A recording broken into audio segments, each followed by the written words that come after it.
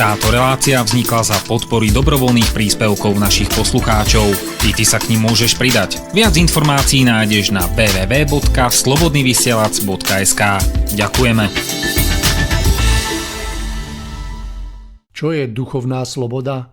Často počujem hovoriť o slobode a otroctve, ale už málo kedy počujem hovoriť o hranici medzi duchovnou slobodou a nastávajúcim zotročením.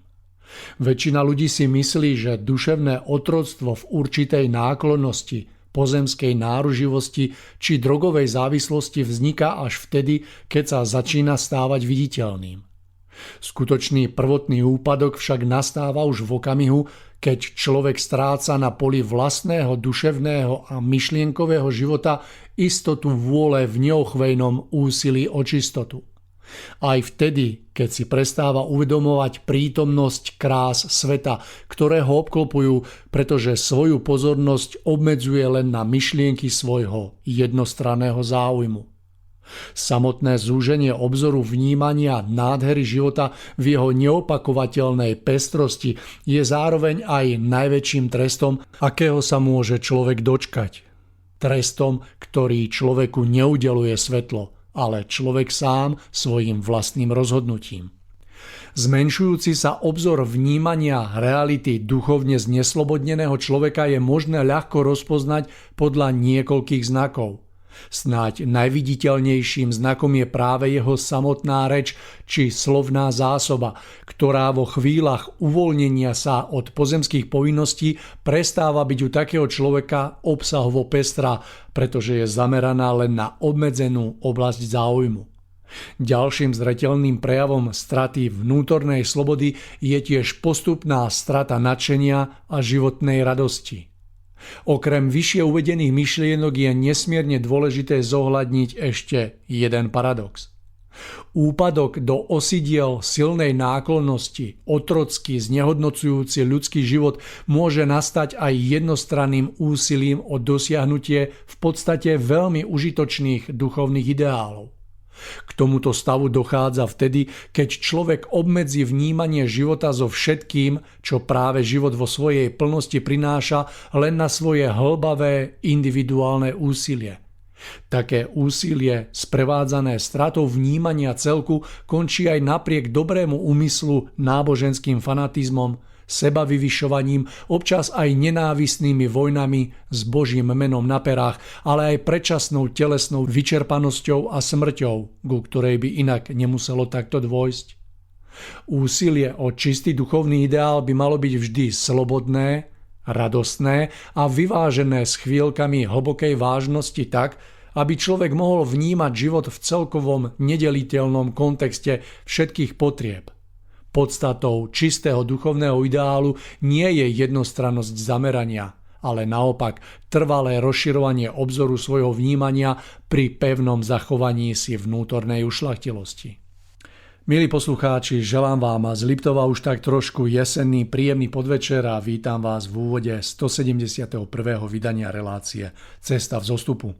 Priznám sa, že sa veľmi teším na jesenné dni, na všetky tie farby, ktorými bude príroda disponovať, tiež na skrátené dni a dlhšie večery, ktoré akoby ponúkajú viac chvíľ na zamyslenie a rozjímanie.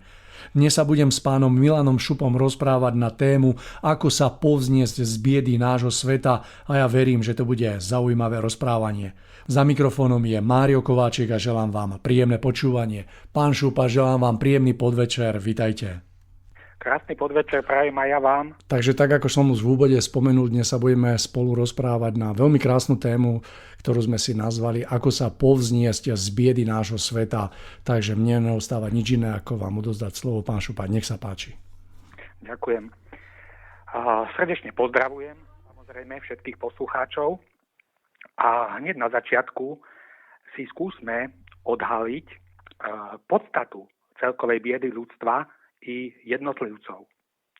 Ale zároveň si ukážeme návod, ako sa tejto biedy zbaviť. Ako sa stať spoločenstvom skutočných, pravých a naozaj hodnotných ľudí, ktorí nášmu súčasnému svetu žiaľ fatálne chýbajú. My ľudia žijeme vo svete hmoty. Vo svete najhrubšej hmotnosti alebo hrubohmotnosti.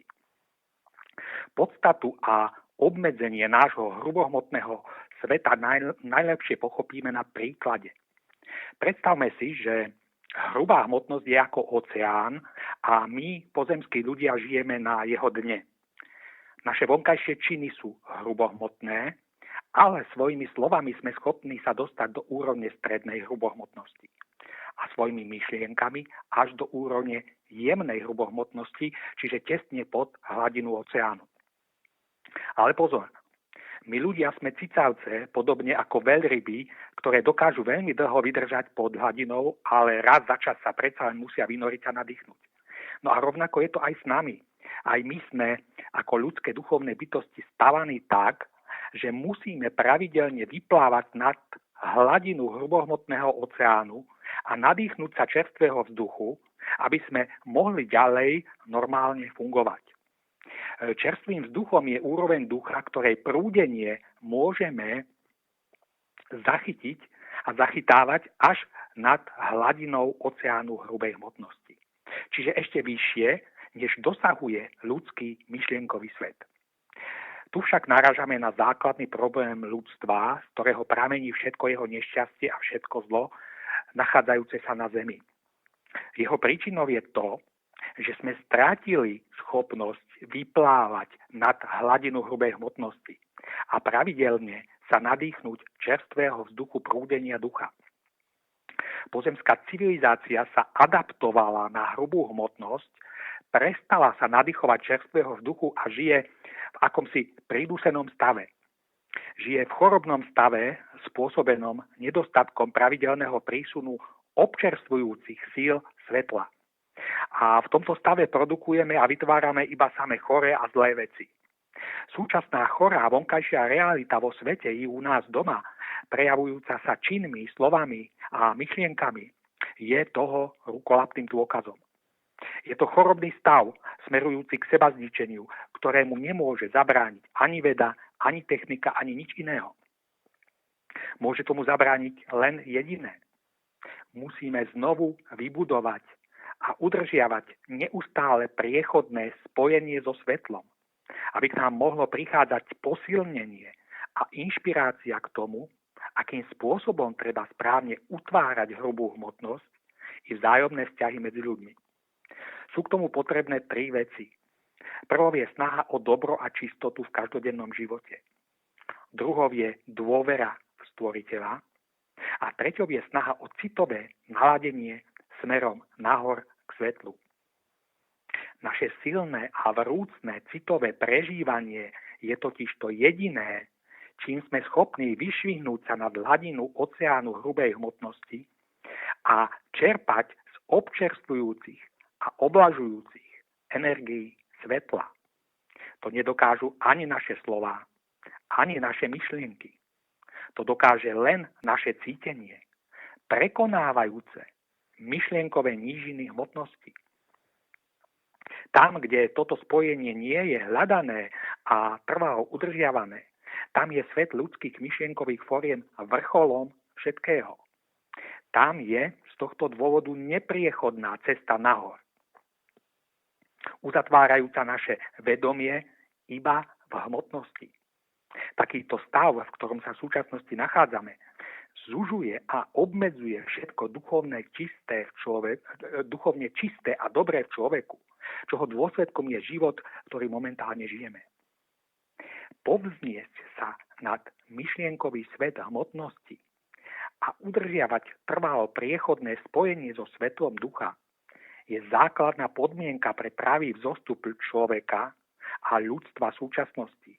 Pretože jedine toto je cesta k harmonii a šťastiu. Len takýmto spôsobom sa môže človek jednotlivec i celé ľudstvo správne vyvíjať a kráčať smerom nahor. Kto si to neuvedomuje, nesnaží sa o to a ignoruje to, tomu hrozí úplné uviaznutie iba v hmotnosti myšlienkového sveta dnešnej doby, smerujúceho našu civilizáciu ku skaze. A teraz zásadná otázka. Ako je na tom každý z nás osobne? Aby sme to poznali, urobme si sami pre seba malý test.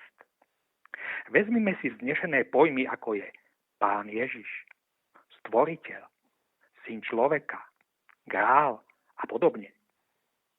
Je obrovský rozdiel, keď ich vnímame iba povrchne a rozumovo, alebo keď ich vnímame prostredníctvom vrúcneho precítenia. Keď sa v ich vnímaní pohybujeme iba v úrovni slov alebo myšlienok, nedokážu nám tieto vznešené pojmy sprostredkovať dostatok síly k veľkému, potrebnému vzostupu, pretože myšlienkový svet, ako to najvyššie z hmotnosti, nám môže poskytnúť len ich slabý odlesk. Preto sa v pozemskom svete ľudí stali tieto pojmy neživé. Ak ich ale chceme správne uchopiť, alebo lepšie vyjadrené, ak chceme uchopiť podstatu, ktorá sa za nimi skrýva, môžeme tak urobiť jedine skrze našu citovú vnímavosť.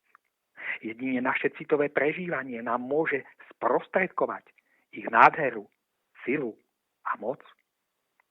Každý z nás nech si vyskúša, čo v ňom tieto pojmy prebúdzajú a vyvolávajú. Či prejdú len našim rozumom a nič sa v nás nezachveje, alebo naopak pocítime a prežijeme povznesenie plné svetla, ktorými sú tieto pojmy nabité. Z tohto dôvodu je oveľa lepšie radšej nepoužívať vysoké pojmy, ak v nás nie je vnútorné citové prepojenie s ich svetlou podstatou. Je oveľa lepšie ich radšej nepoužívať, ako keby sa pre nás v ich povrchnom rozumovom uchopení mali stať iba všednými slovami. Vytvorenie a udržanie spojenia so svetlom a duchom vedie k nemu jednak vážna snaha o vnútornú čistotu a dobro v každodennom živote. A jednak vnútorná práca s najvznešenejšími pojmami, ktorá má byť ich živým, vrúcným citovým prežívaním. Niet totiž iného spôsobu, ako zlepšiť život na zemi, než ten, že sa svetlo začne šíriť skrze ľudí, ktorí majú silné a živé spojenie so svetlom. Lebo pravá a skutočná zmena k lepšiemu nemôže prísť nikdy skrze vonkajšie spoločenské a politické dianie, ale nastane len prostredníctvom jednotlivcov, schopných nájsť vlastné spojenie so svetlom a šíriť svetlo a svetlé hodnoty do svojho okolia. Každý z nás sa o to má snažiť kvôli vlastnej záchrane, ale i kvôli záchrane nášho sveta, ktorého obrodenie sa môže udiať jedine od človeka k človeku. Lebo vo vnútri každého z ľudí je schopnosť povzniesť sa vo svojom citovom prežívaní k svetlu a odtiaľ čerpať posilu nielen pre seba, ale aj pre celý svet. Pán Šupa, život v hmotnom svete má množstvo nástrah, ktoré sa nás snažia pripútať, môžeme povedať, k hmotnosti. Sú to neraz nástrahy, ktoré na prvý pohľad vyzerajú ušľachtilo, ale v konečnom dôsledku nás i našu dušu predsa len pevne zväzujú s hmotnosťou. Moja otázka preto znie, či existuje niečo, čo je nás schopné ochrániť od všetkých týchto nástrah. Niečo, čo nám dá schopnosť sa nad ne povzniesť. Niečo, čo našu osobnosť i našu dušu ochráni od všetkých týchto zvodov a nebezpečenstiev matérie. Existuje niečo také? Všetko, čo na svete jestvuje, môže človek využívať. Môže mať záľubu v mnohých veciach a môže sa im venovať. Nikdy by ale nemal dopustiť, aby ho tieto veci ovládli. Aby sa upriamil iba na ne. Aby ich postavil na prvé miesto a všetko ostatné začal odsúvať na vedľajšiu koľaj. Takýmto spôsobom si totiž vo vzťahu k svojmu vlastnému duševnému obzoru zužujeme širokospektrálnosť bytia iba na určité množstvo pre nás dôležitých vecí. No a na základe toho sa potom k iným veciam alebo aj k ľuďom stávame necitliví, sebeckí a až bezohľadní. Ako výstižný príklad nám môžu poslúžiť peniaze a upriamenie sa ľudí na ich získavanie. Je to niečo, čo ich plne pohltí a kvôli čomu, ako sa vraví, nepoznajú ani vlastného brata. Ženú sa za svojím cieľom, nehľadiac ani napravo, ani naľavo. No a podobných sklonov a väzieb, ktoré ľudí úplne ovládli, je veľké množstvo. Ide o sklony a väzby, ktoré sú viac alebo menej ušľachtilé. Medzi tie menej ušľachtilé môžeme zaradiť zameranie na peniaze, majetky, kariéru, moc alebo slávu. Medzi tie ušľachtilejšie môžeme zaradiť zameranie na rodinu, prácu, šport, hudbu, literatúru, vlastné deti a podobne. Dá sa povedať, že ľudia sa nieraz až doslova kláňajú týmto veciam ako nejakým modlám a obetujú im celý svoj aktívny život. A dá sa tiež povedať, že takýmto spôsobom sa človek stáva otrokom, pretože svojej modle otrocky slúži. Tento stav je pre nás nedôstojný a dehonestuje nás aj z iného dôvodu. Spoločným menovateľom takmer všetkých ľudských sklonov a väzieb je ich materiálno-pozemský charakter. Všetky tieto priority sa pohybujú iba v rámci hraníc pozemského a materiálneho bytia. Pri peniazoch alebo majetkoch je to evidentné, ale je tomu tak trebárs aj pri literatúre, filmoch alebo inom umení. Je to iba o niečo ušľachtilejšia forma materiálneho pozemského pripútania. I keď treba povedať, že svetlé výnimky predsa len existujú a ukazujú cestu k vyšším hodnotám. Vezmeme si napríklad väčšinu beletrie, ktorá sa venuje ľudským osudom, vzťahom, túžbám, vášňam, citom, emóciám, odohrávajúcim sa v pozemských reáliách. Všetko sa pohybuje iba v materiálno-pozemských hraniciach a preto to smeruje čitateľa hlavne k matérii. A preto tvorca univerza, dobre znalý slabosti povahy ľudského druhu, prejavujúcej sa silnou tendenciou pripútania k rôznym materiálnym sklonom a väzbám, dal ľuďom ako ochranu pred pádom do nedôstojného otroctva prvé a najdôležitejšie prikázanie. Ja som Hospodin tvoj pán, nebudeš mať nejakých iných bohov, ktorým by si sa kláňal. Čo to znamená? Znamená to, že jedine silná väzba k stvoriteľovi, ktorá sa prejavuje ako nejaký intenzívny sklon, umožňuje človeku získať odstup a nadhľad nad všetkými jeho inými potenciálnymi sklonmi, ktoré by ho chceli zotročiť. Jedine silnou láskou a silným pripútaním k stvoriteľovi môžeme nadobudnúť vlastnú ľudskú dôstojnosť a dlhodobo si ju uchrániť. Len skrze upnutie sa k tomu najvyššiemu, čo jestvuje, môžeme dosiahnuť pravej výšky svojho človečenstva. Lebo len táto väzba a tento sklon vedie k jednoznačnému vnútornému rozmachu ľudskej osobnosti smerom nahor. A zároveň nás to chráni od neprimeraného zamerania na žiadosti, vášne, záujmy, sklony a mnohé iné nástrahy matérie. Takýto človek síce žije naďalej vo fyzickom svete, ale vnútorne je už nad ním. Všetko, čo jestvuje v hmotnosti, využíva, ale nepodlieha tomu. Nie je tomu pripútaný, pretože vnútorne je silnou úctou a láskou pripútaný jedine k najvyššiemu. Žiť takýmto spôsobom je základnou povinnosťou každej ľudskej bytosti. Práve k tomu nás nabáda prvé a najdôležitejšie prikázanie. Ak ho ale nerešpektujeme a vo svojom bytí neusilujeme o dosiahnutie lásky k stvoriteľovi, stojacej vysoko nad všetkým ostatným, v slabosti našej ľudskej prirodzenosti sa staneme otrokmi našich sklonov, záujmov a väzieb. Zabudneme na stvoriteľa a na jeho miesto postavíme vlastné modly, ktorým sa klaniame. Tak sa namiesto služobníkov jediného a najvyššieho stávame služobníkmi svojich vlastných sklonov, túžob, záujmov, väzieb a vášní. Tak sa namiesto ctiteľa pána stávame ctiteľmi modiel a matérie. A to ešte nie je všetko, pretože tento náš omyl si so sebou vezmeme aj na druhý svet. Po svojej fyzickej smrti. Naša duša si ho odniesie pevne vtlačený do svojej podstaty a tento hlboký hodnotový omyl ju prikutáva k matérii aj po smrti.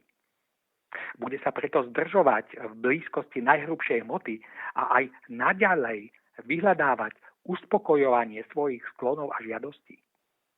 A až raz definitívne zanikne svet hrubej hmotnosti, zaniknú spolu s ním i všetky ľudské duše, ktoré zostali k hmote pripútané svojimi sklonmi, väzbami a žiadosťami. Kto však nezostal ľahostajný k prvému prikázaniu a vybudoval si pevnú väzbu k Stvoriteľovi, silnú ako nejaký sklon, takýto človek bude aj po smrti okamžite smerovať k objektu svojej lásky, ku ktorému sa jeho duša pripútala. Takýto človek bude letieť ako vystrelený šíp smerom nahor do blízkosti Pána a tým sa vyhne všetkým nebezpečenstvám v hmotných svetoch, ktoré raz nakoniec zaniknú a do svojho zániku strhnú všetky duše naviazané a pripútané k matérii. Ľudia majú plno modiel, ktorým sa klaňajú. Či už ale ide o veci ušľachtilejšie alebo menej ušľachtilé, oboje ich privádza do skazy a do zániku celého ich bytia. Lebo život a večné, nikdy nekončiace bytie existuje len v blízkosti Pána, v jeho večnom kráľovstve nebeskom, kam sa môžeme dostať len vtedy, ak nebudeme mať okrem jediného Pána nejakých iných bohov, ktorým by sme sa klaňali a ktorých by sme sa odvažovali stavať vo svojom vedomí na jeho úroveň. Pán Šupa, ak chceme žiť správne v našom stvorení, musíme rešpektovať základné zákonitosti, ktoré v ňom vládnu. Ak ich poznáme a žijeme s nimi v súlade, bude to prinášať nám osobne, ako aj celej spoločnosti, iba dobro a vzostup. Ak však tieto zákonitosti odmietame poznať a tým odmietame žiť s nimi v súlade, prináša nám to zlo a úpadok. Jedným z týchto zákonitostí je zákon trvalého pohybu fungujúci vo stvorení. Mohli by ste nám teraz objasniť, ako sa tento zdanlivo nevinný zákon veľmi zásadne prejavuje v duchovnej oblasti? Vo vesmíre funguje železný zákon pohybu, ktorým je poháňané všetko jestvujúce. Okolo hviezd sa na obežnej dráhe pohybujú planéty a pohybujú sa i celé galaxie. A intenzívny pohyb panuje aj vo vnútri zdanlivo nehybnej hmoty, kde sa ustavične pohybujú protóny, neutróny a iné častice. Uprostred tohto všetkého stojí človek, ktorý je taktiež tlačený k nutnosti pohybu, či už k fyzickému, alebo k duchovnému. Každý, kto by sa odvážil nerešpektovať tento železný zákon, ním bude nevyhnutne odhodený nabok a nasmerovaný ku skaze. Zákon pohybu, ako už bolo naznačené, platí aj v duchovnej oblasti a ženie všetko k ustavičnému vývoju vpred za účelom nepretržitého duchovného vzostupu a dozrievania. Je to jasne viditeľné pri pohľade na biblické zjavenie Starého a Nového zákona. Môžeme vidieť, ako sa duchovné poznanie postupne rozvíjalo od Abraháma cez prorokov až k Mojžišovi a Pánovi Ježišovi. Ľuďom bolo cielene prinášané buď niečo nové a zásadné, alebo to potom bolo najmä u prorokov niečo, čo rozvíjalo a udržiavalo živým poznanie už jestvujúce. Keby to bolo ľuďmi takto vnímané a takto príjmané, nevznikol by nejaký problém. Problém ale nastal preto, lebo v našej povahe je zakorenený sklon k pohodlnosti a lenivosti. Duchovne sa prejavuje tak, že sa držíme starého a nechceme prijať už nič nové. Sme presvedčení, že to staré nám stačí. Zvykli sme si na to a niečo nové by narušilo naše zvyky. Prinieslo by nám to vnútorný nepokoj a nutnosť prehodnotiť mnohé doterajšie pravdy a názory z trochu iného uhla pohľadu. To by však znamenalo vyvinúť určitú duchovnú námahu, ktorej sa ale ľudia leniví duchom chcú vyhnúť. Preto sa radšej držia starého a sú rezervovaní voči novému, alebo dokonca to nové priamo odmietajú. Ale takto to nemá byť a nikdy nemalo byť, pretože je to odmietnutie železného vesmírneho zákona nutného pohybu, uplatňujúceho sa nielen v oblasti duchovnej, ale všade okolo nás. Jeho ignorovanie má za následok ukrižovanie Pána Ježiša Krista.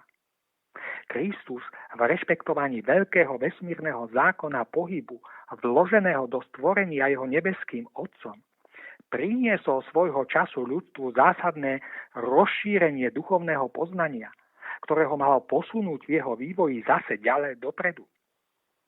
Avšak farizei, zákonníci a veľkňazi boli krčovito upnutí jedine na Mojžišov zákon. Boli rezervovaní a odmietaví voči tomu novému, čo priniesol Pán Ježiš. A odôvodňovali to tým, že neučí to isté, čo Mojžiš, a že v určitých veciach Mojžišovi dokonca odporuje. Učenie Pána Ježiša však v skutočnosti odporovalo jedine veciam, ktoré ľudia v Mojžišovom učení nesprávne pochopili, alebo si ich prispôsobili tak, aby im lepšie vyhovovali. Jeho učenie ale nijako neodporovalo zdravému jadru Mojžišovej nauky. A v nutnosti zákona duchovného pohybu na ňom ďalej stavalo a rozvíjalo ho. A tak paradoxne, kvôli duchovnej lenivosti a pohodlnosti elity židovského národa, považujúcej sa za duchovne najkompetentnejších, bol syn stvoriteľa zavraždený ako rúhač Bohu, pričom títo duchovní lenivci sami seba pasovali za ochráncov a bojovníkov za zachovanie čistoty Mojžišovho učenia, prichádzajúceho od stvoriteľa. Toto všetko má na svedomí nerešpektovanie vesmírneho zákona pohybu a duchovná lenivosť ľudstva, neochotná vážne skúmať to nové a podnetné, čo prichádza. A na tomto stave sa doposiaľ nič nezmenilo. U ľudí sa ani v najmenšom nezmenil ich sklon k duchovnej pohodlnosti, ba dokonca pod vplyvom materializmu a racionálnej rozumovosti sa duchovná lenivosť obyvateľstva ešte výraznejšie zvýšila. Ale pozor, nezmenil sa ani železný zákon pohybu, ktorý bez ohľadu na ľudí všetko neustále ženie k ďalšiemu vývoju. Pán Ježiš, poslušný tomuto zákonu svojho nebeského Otca, v ktorého naplnení sám prišiel, a vedomý si jeho ďalšieho nepretržitého fungovania zaslúbil ľudstvu príchod pomocníka, ducha pravdy, ktorý uvedie ľudstvo do plnej pravdy. A tak sa aj stalo prostredníctvom posolstva Grálu, ktoré je novým, ďalším a kontinuálnym pokračovaním biblického zjavenia. Pretože toto zjavenie Pánom Ježišom neskončilo, ale pokračuje ďalej, hnané ako všetko ostatné veľkým zákonom pohybu. Ale to, čo sa stalo začias Krista, sa stalo aj vo vzťahu k posolstvu Grálu. Tak ako vtedy duchovne lenivé a duchovne pohodlné ľudstvo odmietlo nové zjavenie svetla prinášané Pánom Ježišom Kristom a jeho nositeľa zavraždilo. Rovnako aj tzv. Verní stúpenci kresťanstva odmietajú ďalšie zjavenie zo svetla vo forme posolstva Grálu. Vyčítajúc mu presne to isté, čo kedysi zákonníci, farizei a veľkňazi vyčítali Kristovi vo vzťahu k Mojžišovmu učeniu. Títo duchovne leniví kresťania sa hrdia tým, že ich cirkvi stoja na pevných a nemenných základoch, s ktorými nič neotrasie.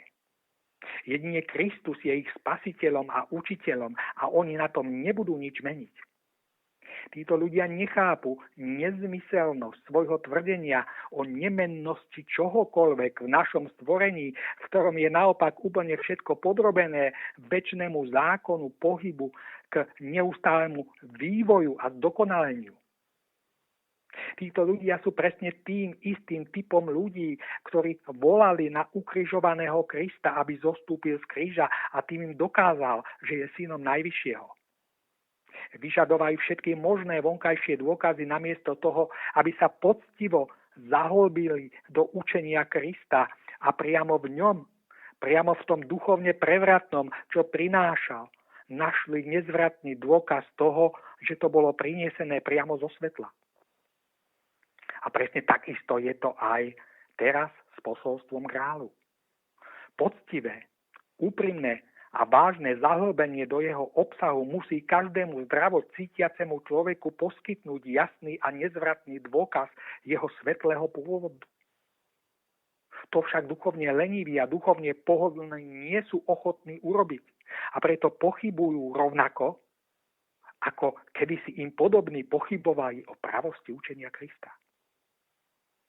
Ale tentokrát je to iné, pretože Kristom zasľúbený duch pravdy priniesol svoje posolstvo kráľu na začiatku súdu nad ľudstvom, aby v ňom prinášanej pravde mohli ľudia nájsť oporu a silu prejsť úspešne veľkou očistou súdu. Ľudstvo je konfrontované s novým zjavením zo svetla, ktoré je ďalším kontinuálnym pokračovaním série biblických zjavení. Nové zjavenie je ďalší nevyhnutný krok na ceste duchovného vývoja našej planéty. Nové zjavenie prichádza rovnako ako všetky ostatné v minulosti, v naplnení veľkého vesmírneho zákona pohybu, ktorým je všetko posúvané vo vývoji v čoraz väčšej zrelosti a dokonalosti. A toto nové zjavenie sa stáva kameňom úrazu všetkému duchovne vlažnému a lenivému, čo sa nie je schopné vradiť do veľkého vesmírneho zákona nevyhnutného duchovného pohybu smerom k výšinám ducha a svetla, k čoraz väčšiemu zdokonaleniu. Je preto životne dôležité prekonať vlastnú duchovnú lenivosť a pohodlnosť. Je treba prekonať navyknutý duchovný stereotyp. Je treba duchovne ožiť a začať sa hýbať prostredníctvom citového prežívania. Je treba vážne a samostatne skúmať a svoje skúmanie oprieť o náš cit, naše srdce a naše svedomie. Jedine takýmto spôsobom sa budeme môcť opätovne vradiť do veľkého vesmírneho zákona nutného duchovného pohybu a naskočiť na vlak smerujúci k svetlu. Mali by sme urobiť všetko preto a všetko, čo je v našich silách, aby sme tento vlak nakoniec nezmeškali. Pán Šupa, žijeme v zásadnej dobe, v ktorej sa zásadným spôsobom prejavia účinky ďalšieho zákona stvorenia, a síce zákona spätného pôsobenia, čo znamená, že k ľuďom sa začnú v zrýchlenom slede vracať spätné účinky všetkého, čo vytvorili počas stáročí svojimi citmi, myšlienkami, slovami a činmi. A pretože ľudia našej zeme vytvorili prevažne zlo, myslím si, že žatva našej vlastnej sejby nebude dobrá. Preto zásadná otázka znie, ako môžeme obstáť v lavíne vracajúcich sa negatívnych spätných účinkov a ako sa nedať touto lavínou strhnúť a zachrániť vlastné bytie. Blíži sa koniec ľudského sveta v tej podobe, akú sme poznali po tisícročia. Že to raz príde, bolo predpovedané už dávnymi prorokmi. Napriek celým stáročiam času na to, aby sme sa pripravili, kráčajú ľudia v ústretí tomuto zlomovému dianiu úplne nepripravení.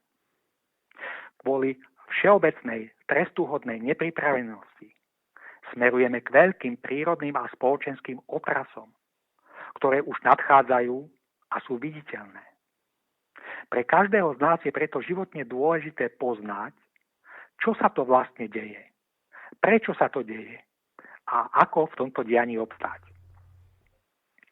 Spomínaná, už prebiehajúca zásadná zmena všetkého, čo sme doposiaľ poznali, je spôsobená tlakom Pánovho svetla, prichádzajúceho k našej zemi, aby na nej urobilo poriadok.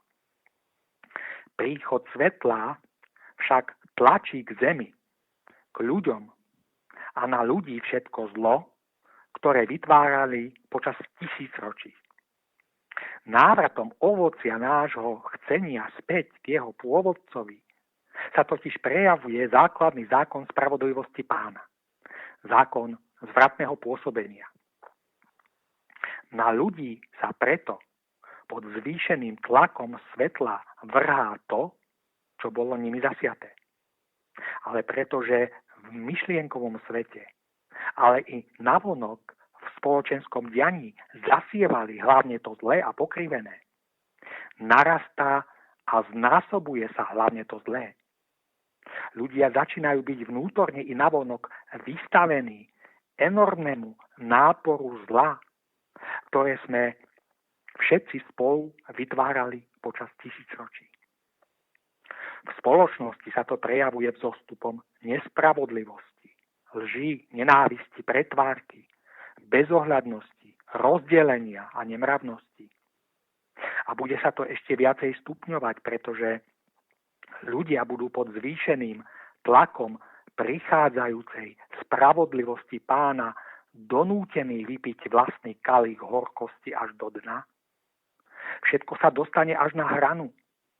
Dôjde k veľkým otrasom doterajšieho krehkého zmieru medzi ľuďmi a ich snách vzájomne sa dohodnúť a výjsť si v ústrety. Z myšlienkových mrakov, vytváraných z požívačnosti, zlomyselnosti, nízkosti, nečistoty a zločinného zmýšľania začínajú útočiť tieto formy na každého, kto nie je dostatočne čistý a v koho vnútornej nečistote sa môžu zachytiť. Útočiace myšlienkové zlo sa snaží ľudí ovplyvňovať k rozhorčeniu, zlobe a nenávisti.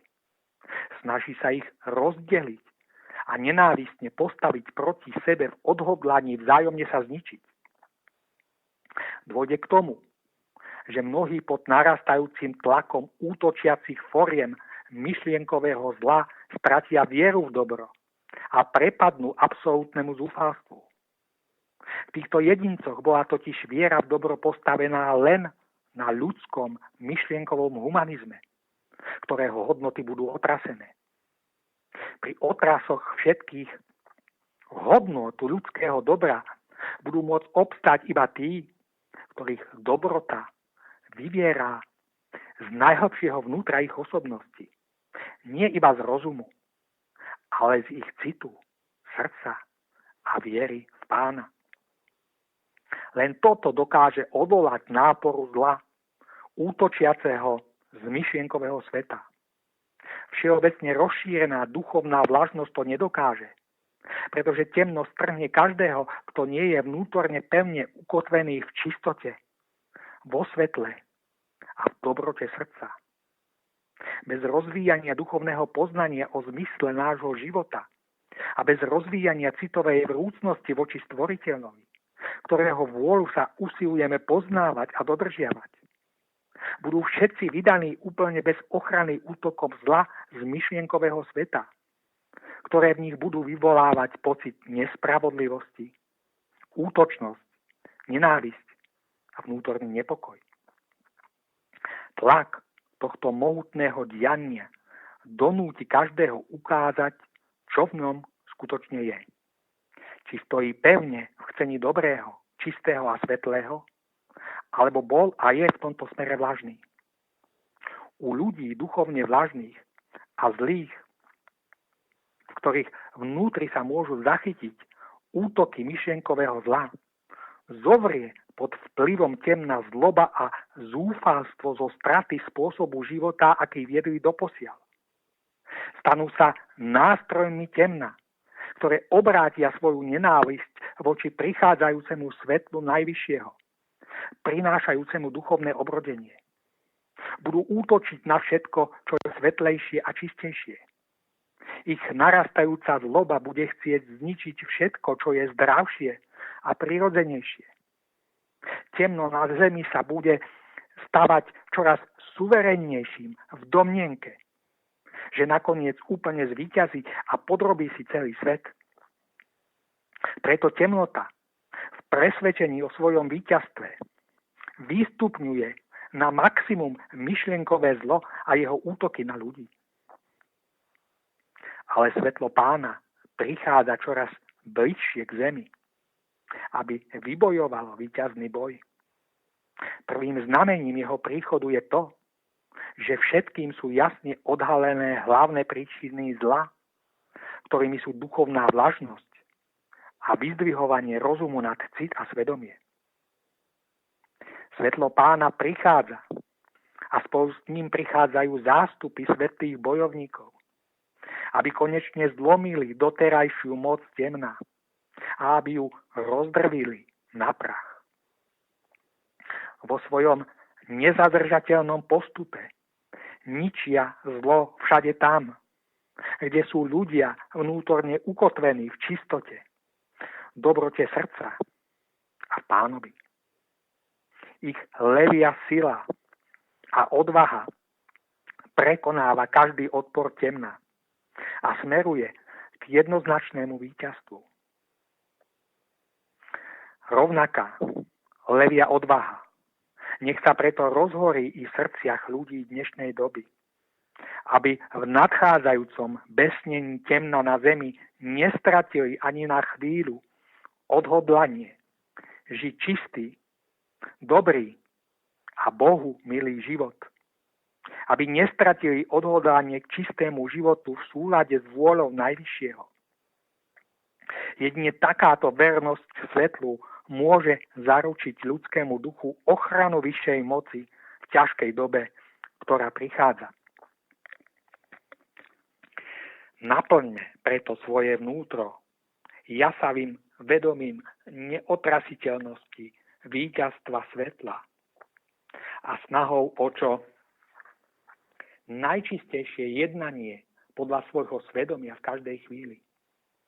Nedajme sa vnútorne vykolajiť súčasnými ani budúcimi otrasmi spoločenského diania, ale zachovajme vo svojom vnútri pokoj. Udržujme si vo svojom vnútri pokojné spojenie so svetlom tým, že budeme skrze vrúcnosť citu povznášať svojho ducha nad hmotnosť do blízkosti stvoriteľa, aby sme mohli načerpať prílev vnútornej sily. Čas dozrel a už nie je možné váhať. Už je pred každým z nás len buď alebo. Buď sa v cení čistoty a dobra primkneme k svetlu a obdržíme svetlé pomoci, aby sme mohli zvládnuť to ťažké, čo prichádza, alebo zostaneme duchovne ľahostajní a tým vydaní na pospas všetkým útokom z myšlienkového sveta, ktoré nás vnútorne vyburcujú k zlobe a nenávisti, alebo nás privedú k duševnej rozorvanosti a beznádeji. Kto sa rozhodne pre svetlo, bojovníci svetla budú stáť po jeho boku a budú mu všemožne pomáhať. Všetci ostatní budú vnútorne rozorvaní prostredníctvom postupného zlyhávania iba k zemi priputaného rozumového snaženia, ktorému chýbal cit. Záchrana a východisko zo súčasnej situácie je však jednoduché. Spočíva vo vnútornom naladení sa na čisté, dobré chcenie, prejavované voči všetkým spolublížnym a voči všetkým tvorom v prírode. Komu na sebe záleží, nech sa chopí tohto záchranného lana a nech vykročí po tejto ceste k lepšej a krajšej budúcnosti svojej vlastnej i celého sveta. Pán Šupa, môžeme povedať, že ľudstvo stojí v súčasnosti úplne osamotené a opustené vo svojom rozumovom poznaní a svojom rozumovom pohľade na svet, ktorý smeruje k úpadku. Ale v minulosti to tak nebolo, ani v budúcnosti to tak nebude, pretože ľudstvo má nájsť opäť spojenie s vyššími svetmi nad nami a tým pádom má získať spojenie s celým stvorením, od ktorého nás dnes oddeluje náš, nazvem to, predimenzovaný rozum. Môžete nám o tomto obnovení spojenia s vyššími svetmi povedať viac? Ľudia nie sú vo stvorení sami. Nad našimi hlavami krúžia vyššie svety. S nimi a ich obyvateľmi sme boli kedysi dávno v ranných štádiách nášho vývoja úzko spojení. Boli sme s nimi spojení skrze náš cit a naše citové prežívanie. Komunikovali sme s nimi, spolupracovali sme s nimi a radili nám. A my sme sa nimi nechali viesť k harmonickému životu a bytiu, v ktorom žijú oni sami. Toto spojenie však bolo prerušené. A to tým, že ľudia začali čoraz viacej uprednostňovať rozumové poznanie zamerané iba na matériu. Prehnaným exponovaním rozumu sme sa odtrhli od zvyšku stvorenia a svojim úplným zameraním sa iba na matériu sme prerušili spojenie s vyššími svetmi nad nami. A to s ríšou prírodných bytostí alebo bytostných a s ríšou ducha. Ich inšpirácie a vnuknutia už ľudia nepríjmali, pretože začali veriť iba rozumu a vo všetkom sa naň spoliehať. A pretože ľudstvo nebolo na svojich cestách a pri svojom budovaní a tvorení usmerňované ničím vyšším, jeho bezduché, rozumovo-materialistické snaženie začalo prinášať zlo, nevraživosť, závisť, nenávisť, bezohľadnosť, podvod, násilie, vojny a mnohé iné negatívne veci. Stúpali a potom zase padali ríše a spoločenské systémy. Až sme sa nakoniec dostali do súčasnosti, kedy sa svet opäť približuje k veľkému vojnovému konfliktu, ktorý by bol sebazničujúci. Vývoj vesmíru, celého stvorenia i našej civilizácie dospel do stavu, kedy sa pre nás stáva hľadanie spojenia s vyššími svetmi podmienkou ďalšej existencie na Zemi. Je to zásadná požiadavka voči každému jednotlivcovi osobne.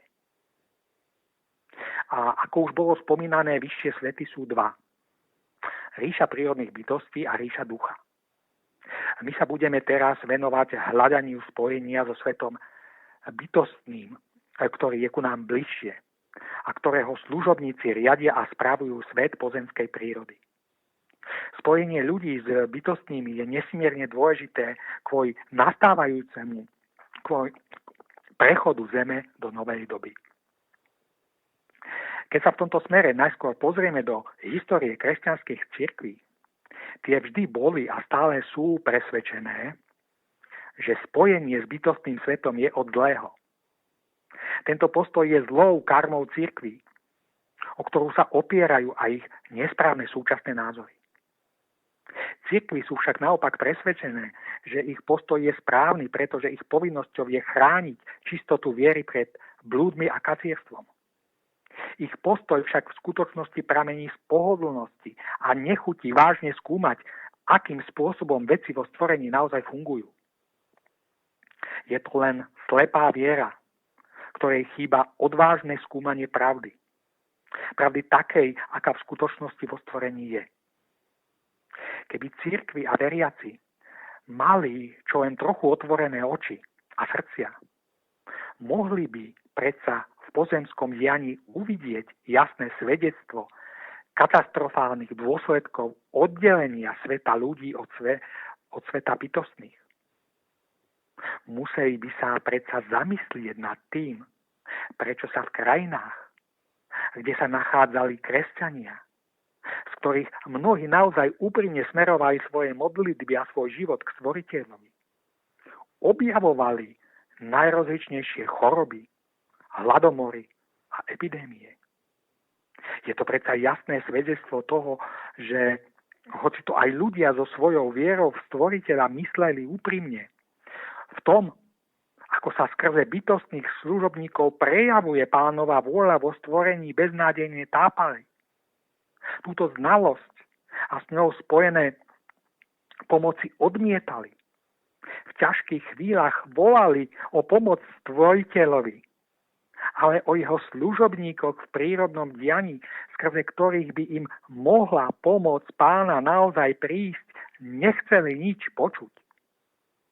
vnúknutia, rady, usmernenia a pomoci, ako odstrániť choroby, epidémie, hlad a biedu, smerovali preto iba k hluchým ušiam a srdciam a zostávali nevypočuté. Ba čo viac, jednotlivci, ktorí mali určité spojenie s bytostnými a mohli preto efektívne pomáhať ostatným napríklad v ich chorobách, boli zo strany cirkví i slepých veriacich vystavení najrozličnejším útokom, mučeniu i vraždeniu. Vývoj sa však posúva dopredu a každý z ľudí musí byť konfrontovaný so znalosťou o dianí v prírode a o služobníkoch Najvyššieho, ktorí ju spravujú. Každý z nás bude postavený pred nutnosť spájať sa s nimi a hľadať cestu k ním. Ale pretože to doposiaľ nešlo dobrovoľne, bude zo strany bytostných vyvinutý na ľudí tlak, aby konečne precitli.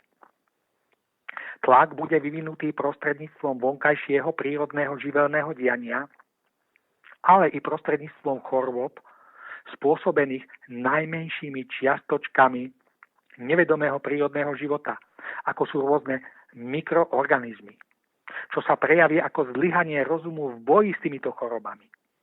Lekárska veda zostane bezradná a nebude si vedieť poradiť. Bude to bezprecedentný tlak k obnoveniu spolupráce medzi ľuďmi a bytostnými. Láska Najvyššieho však všetko zariadila tak, že bytostní správcovia stát nevedomého prírodného života, spúšťajúceho choroby v ľudskom organizme, budú pripravení spájať sa s ľuďmi, ktorí sa začnú otvárať prostredníctvom svojej túžby po spolupráci s bytostnými služobníkmi. Nebude to ale vôbec také lacné.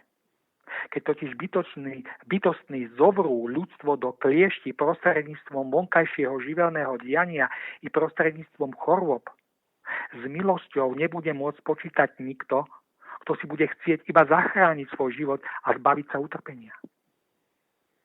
S milosťou bude môcť počítať len ten, kto v sebe nájde pravú pokoru a čistotu.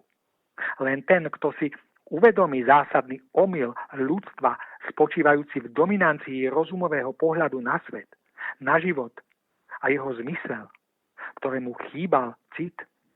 Len ten, kto sa rozhodne napraviť to a duchovne sa pohnúť dopredu.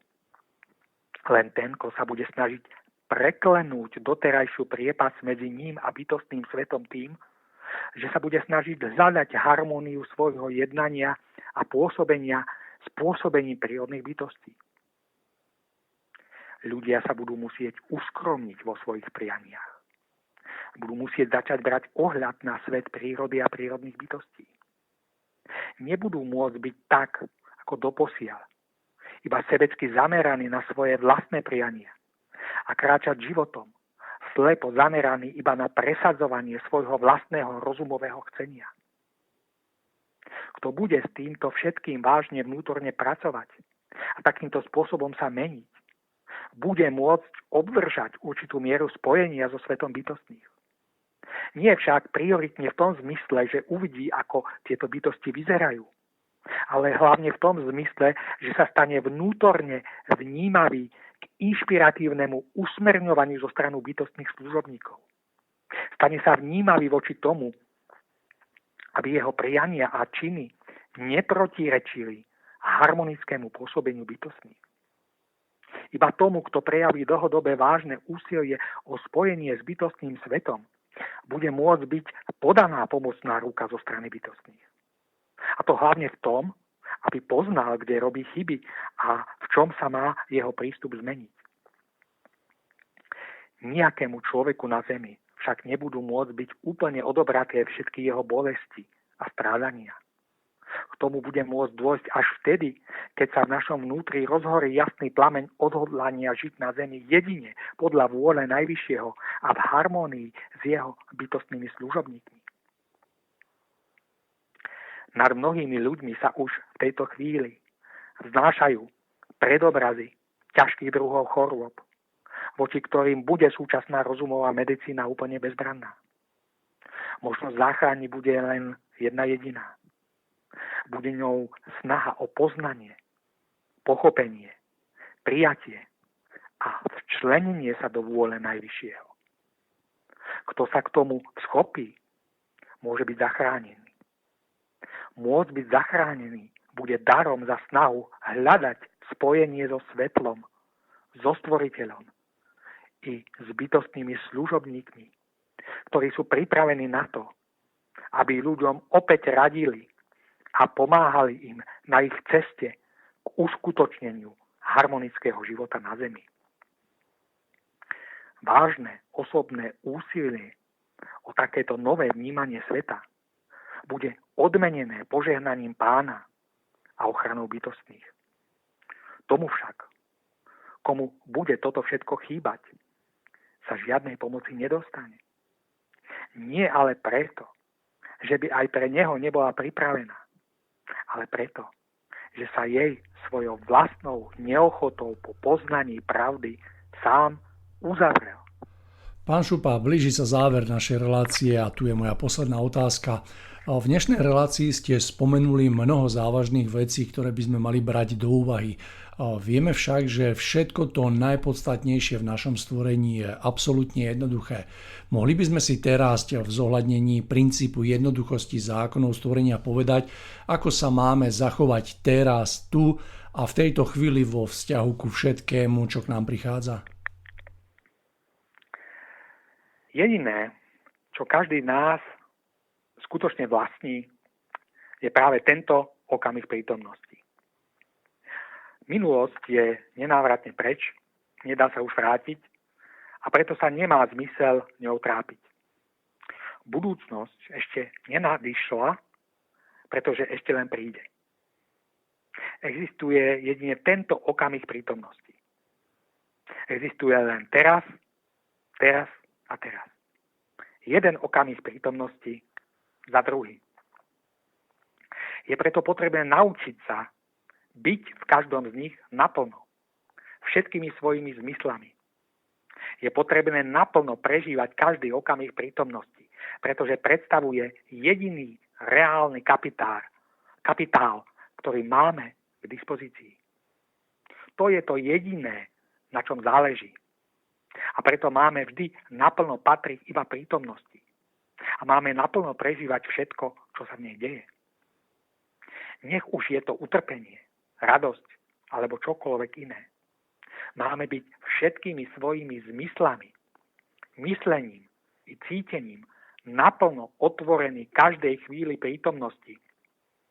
Pretože len takýmto spôsobom môžeme mať úžitok z pozemského života.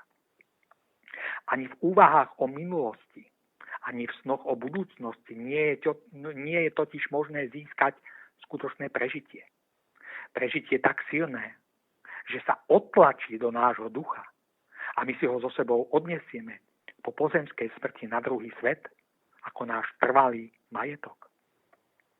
A okrem toho bdelé prežívanie prítomnosti priamo formuje náš budúci osud, pretože to, čo bude, závisí od toho a je postavené na tom, čo je práve teraz. Ak hovoríme o prežívaní prítomnosti, mali by sme vedieť, čo je to vlastne to prežívanie.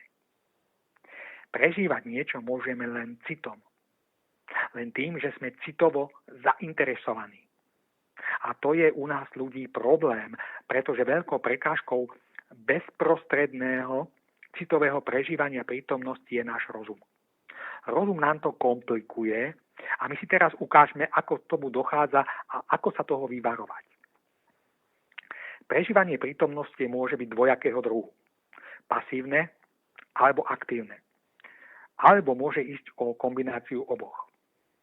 Pasívne prežívanie prítomnosti je zvonka smerom dovnútra. Je to prijímajúce prežívanie, smerujúce z prítomného okamžiku k citu a duchu človeka. A aktívne prežívanie je naopak pôsobenie citu znútra smerom von k prítomnému okamžiku. V oboch prípadoch tvorí prekážku už spomínaný rozum, ktorý narušuje citovú bezprostrednosť prežívania okamžiku. Pri pasívnom prežívaní, kedy má byť okamžik prítomnosti bezprostredne prežitý citom, sa rozum stavia ako prekážka v tom zmysle, že v myšlienkach často zabiehame do minulosti alebo do budúcnosti. Ľudovo sa tomu hovorí byť duchom neprítomný. Znamená to, že keď sa okolo nás niečo deje, my ako by sme tam neboli, pretože vnútorne sme niekde inde. A to buď v minulosti, alebo v budúcnosti.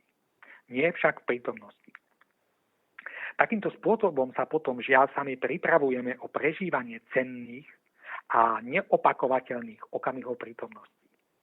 A ak je toho veľa, môže sa nám stať, že väčšinu svojho života vnútorne prežijeme niekde inde ako v prítomnosti. Takéto niečo môže viesť dokonca až k tomu, že si budeme musieť svoj pozemský život znovu zopakovať, pretože sme v ňom v plnej bdelosti neprežili dostatočné množstvo okamihov prítomnosti a týmto spôsobom sme ho doslova premrhali, čiže správne neprežili. A teraz sa pozrime na aktívne prežívanie prítomného okamžiku, spočívajúce v aktívnom prejavovaní sa ducha a citu smerom navonok. Aj tu stojí ako prekážka náš rozum, ktorý na základe rôznych nadobudnutých predsudkov, výchovy alebo zaužívaných spoločenských noriem nedovolí nášmu citu prejaviť sa priamočiaro, autenticky a bezprostredne.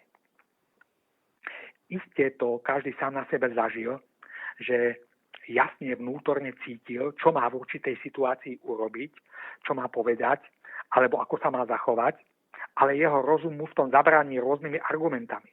Napríklad budeš na smiech, čo si o tebe iní pomyslia, narobíš si zbytočné problémy a podobne. A tak neurobíme a nepovieme to, čo sme v prítomnom okamihu cítili. Neskôr si to potom vyčítame a hryzie nás svedomie. Avšak onen okamih je už dávno preč. A my sme dovolili, aby nám náš rozum znemožnil autentické prejavenie nášho ducha a citu v danom okamžiku prítomnosti. To najcennejšie, čo svetlým a požehnaným spôsobom formuje našu budúcnosť, sú teda bezprostredné prejavy ducha a citu v okamihu prítomnosti. To najlepšie, čo môžeme nielen pre seba, ale aj pre druhých ľudí robiť, sú prejavy čistej a radostnej ušľachtilosti nášho ducha v prítomnom okamžiku. Čiže v tej najcennejšej chvíli, akú máme k dispozícii. Najhlbšia podstata duchovnej cesty človeka spočíva v tom, že prechádza všetkými okamžikmi dňa tak, aby sa v nich bezprostredne prejavovala čistota a radosť jeho ducha a jeho citu. Je toto najjednoduchšie a najprirodzenejšie, čo nám prináša najväčší duchovný prospech. Ale ako už bolo spomenuté, rozum bráni vnútorným prejavom ducha smerom navonok. Rozum obmedzuje citové prejavy nášho ducha, ktoré sú cenné v ich bezprostrednosti. Rozum oddeluje nášho ducha od jeho účasti na aktívnom prežívaní okamžiku. Rozum sa snaží zamedziť prejavom čistého citu v jednaní s druhými ľuďmi, a to z najrozličnejších dôvodov. Našim rozumom sú autentické prejavy citu vnímané ako naivita. Byť citovým človekom v prítomnosti okamžiku znamená jednať, rozhodovať sa a zaujímať postoje podľa svojho momentálneho vnútorného cítenia a podľa svojho svedomia. Človek by nikdy nemal vzdávať zápas ducha, citu a svedomia o možnosť ich plného prejavenia sa v prítomnosti, pretože práve to je tým najcennejším, čo má zásadný vplyv na náš budúci osud. A zvlášť cenné je takéto prežívanie v kontakte s druhými ľuďmi, ako i s prírodou a s prírodnými bytostiami. Našim spolu prežívaním radosti, bolesti alebo súcitu s inými v okamihoch prítomnosti si tkáme zlaté osudové vlákna smerujúce do kráľovstva nebeského. Preto sa neustále snažme v sebe prebúdzať citovú vnímavosť voči druhým ľuďom i voči prírode. Doprajme svojmu duchu a citu jeho prirodzené právo prežívať v každom okamžiku prítomnosti radosť, čistotu a harmóniu s ostatnými ľuďmi i s prírodou. Pretože jedine v tomto spočíva správne naplňanie zmyslu nášho života. Od nás ľudí je chcené, aby sme každodenne prežívali citovú spolupatričnosť s druhými a hľadali spôsoby, ako s nimi žiť v súlade a vzájomnej podpore na našej spoločnej ceste k najvyššiemu. Prostredníctvom utvárania veľkej harmónie. Je od nás chcené, aby sme dávali voľný priechod ušľachtivosti a ohľaduplnosti nášho ducha, ktorého necháme voľne a bezprostredne prejavovať v každom okamihu nášho života. Všetky chvíle a okamžiky, ktoré budeme mať odteraz k dispozícii, využívajme k radostným prejavom ušľachtivosti voči blížnym i voči celému svetu. Lebo jedine vo vážnom snažení jednotlivca o prejavovanie jeho citu v okamihoch prítomnosti spočíva premena nášho sveta na svet plný svetla a ľudského porozumenia. No a týmito slovami sa už lúčim s našimi poslucháčmi a všetkým prajem nielen svetlom slnka, ale aj svetlom Pána prežiarené dni. Takže, milí poslucháči, to už boli posledné slova, teda je tu záver dnešnej relácie. Želám si, nech sú dnešné myšlienky nápomocné na vašich cestách. Prežívajte krásne, ešte stále letné dni. Lúči sa s vami Milan Šupa a od mikrofónu Mário Kováčik. Táto relácia vznikla za podpory dobrovoľných príspevkov našich poslucháčov. I ty sa k nim môžeš pridať. Viac informácií nájdeš na www.slobodnyvysielac.sk. Ďakujeme.